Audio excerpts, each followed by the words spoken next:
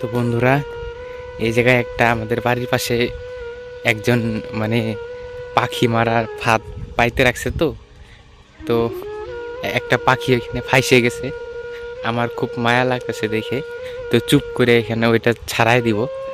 তো দেখে ফেললে পুরো তো ধাওয়া খাবো। তো চুপচাপ করে যাইতেছি ওইটাকে ছাড়াই দেওয়ার জন্য।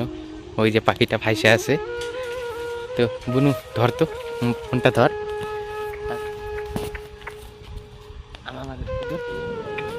তো বন্ধুরা, আমি এটাই বলতে চাই, অযথা কোনো পশু পাখি মারা উচিত না।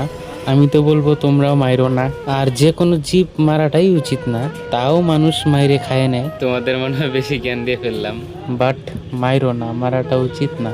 ওদেরও তো বাঁচার ইচ্ছা হয় না। আমি এখন পাখিটা ছেড়ে দিচ্ছি।